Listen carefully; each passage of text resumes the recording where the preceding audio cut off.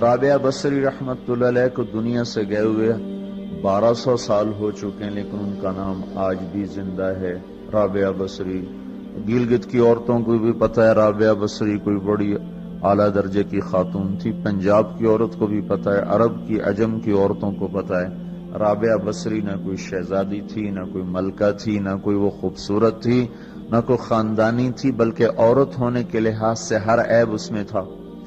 خاندان اچھا ہونا چاہیے تو وہ غلام تھیں، باندی تھی۔ شکل اچھی ہونی چاہیے تو وہ بدصورت تھیں، کالی تھی۔ پہ چلو شکل بے کیسی ہو، خاندان کیسا، اولاد کے قابل تو ہو۔ رابعہ بصری اولاد کے قابل بھی نہیں تھی، بانج اس کو کہتے ہیں، جو عورت اولاد کے قابل نہ ہو اس کو اردو میں بانج کہتے ہیں، عربی میں عقیم کہتے ہیں۔ آپ کی زبان میں بھی کچھ کہتے ہوں گے، ہیں؟ شونی تھی۔ تو اب بتاؤ، عورت ہونے کے لحاظ سے کوئی چیز ہے؟ شکل، پہلا تاثر شکل کالی، دوسرا تاثر خاندان غلام، تیسرا تاثر اولاد کے قابل نہیں، بانج ہے، شونی ہے۔ تو 1200 سال کے بعد میں گلگت میں کیوں اس کا نام بلند کر رہا ہوں؟ میں نے کسی بادشاہ کی بیوی کا نام تو نہیں لیا، سکندر کی بیوی اور بنو امیہ اور بنو عباس کی ملکہ اور بیگمات، ان کے نام تو نہیں لیے۔ میں کہہ رہا ہوں رابعہ بصری، ان کی عادت یہ تھی، وہ روزانہ عشاء کی نماز کے بعد غسل کر کے کپڑے بدل کے اپنے خاوند سے پوچھتی آپ کو میری ضرورت ہے؟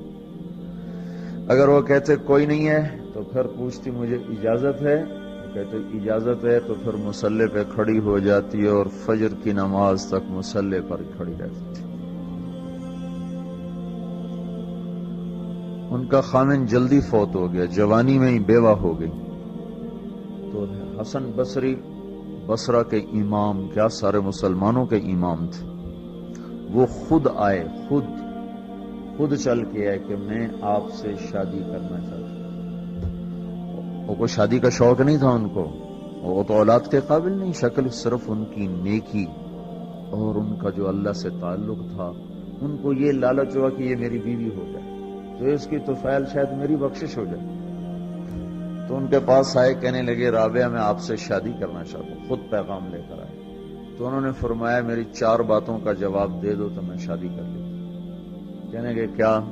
کہ یہ بتاؤ میں جنتی ہوں کہ دوزخی ہوں؟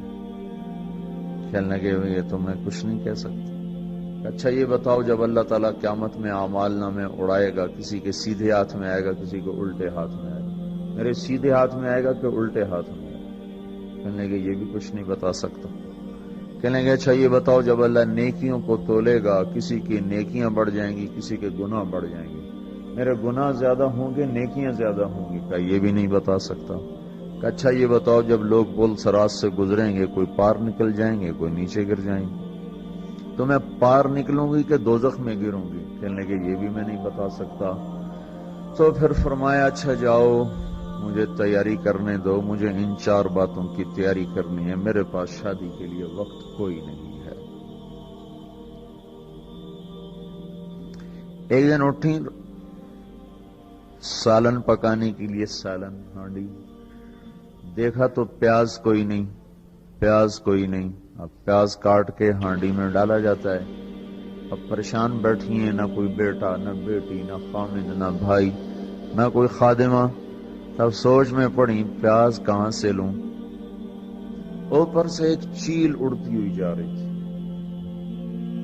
اس کے پنجوں میں پیاز تھا۔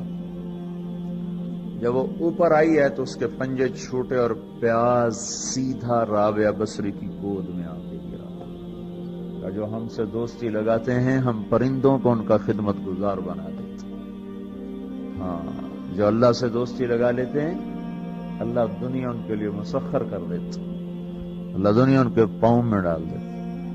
تو جب ان کا انتقال ہوا، رات کو ان کا انتقال، تو اپنی خادمہ سے کہا بس 2-4 آدمی بلا کے مجھے جلدی سے دفن کر دو، کسی کو نہ بتاؤ، صبح لوگوں کو بتا دینا، اور مجھے کفن دینا میری اس چادر میں جس میں میں تہجد پڑھا کرتی تھی۔ تو انہوں نے راتوں رات دفن کر کے صبح اعلان کیا، شور مچ گیا، ہائے کیوں بتایا، کیوں نہیں بتایا، کیوں؟ تو اگلی رات ان کی خادمہ نے ان کو خواب میں دیکھا، سبز لباس پہنا ہوا، حسن و جمال، سورج چہرے پہ چمک رہا۔ پوچھا آپ کے ساتھ کیا ہوا؟ کہا میرے اللہ نے میرے ساتھ بہت عمدہ معاملہ کیا۔ کہا آپ کی وہ چادر کہاں گئی جس میں آپ کو کفن دیا تھا؟ کہا وہ اللہ تعالیٰ نے اتار لی ہے اور مجھے جنت کا جوڑا پہنایا ہے، اور اس چادر کو اللہ نے سنبھال کے رکھا ہے، جب قیامت کے دن میری نیکیوں کو اللہ تولے گا تو اس چادر کو بھی اس میں تولے گا۔ انہوں نے پوچھا منکر نکیر کا کیا ہوا؟ سوال جواب ہوتا ہے نا، منکر نکیر آتے ہیں، ان کا کیا ہوا؟ کہا وہ آئے تھے تو انہوں نے مجھ سے کہا من رب کی، تیرا رب کون ہے، تیرا رب کون ہے؟ تو میں نے منکر نکیر سے کہا جس اللہ کو 40 سال نہیں بھلایا اس کو 4 ہاتھ زمین کے نیچے آ کر میں بھول جاؤں گی۔ یہ نہیں کہا ربی اللہ ہے، بلکہ ان کو یوں کہا کہ جس رب کو 40 سال میں نہ بھلا سکی اس کو 4 ہاتھ زمین کے نیچے آ کر میں بھول جاؤں گی۔ تو منکر نکیر نے کہا اب اس کا آگے کیا حساب لینا، چلو بھائی واپس چلو، چلو بھائی واپس چلو۔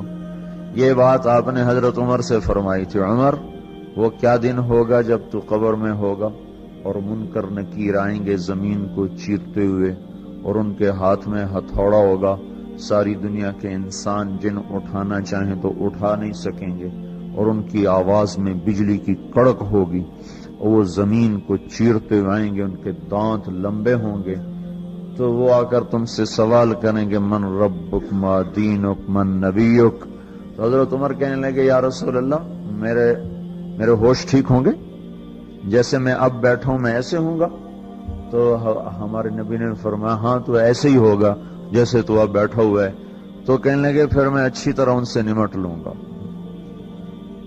تو جبریل آئے، کہنے لگے یا رسول اللہ ہم دیکھ رہے ہیں آگے کہ عمر کو جب قبر میں ڈالا جائے گا اور آ کر منکر نکیر ان سے سوال کریں کہ من ربک، تو یہ کہیں گے ربی اللہ فمن ربکما، میرا رب تو اللہ ہے، تم بتاؤ تمہارا رب کون ہے؟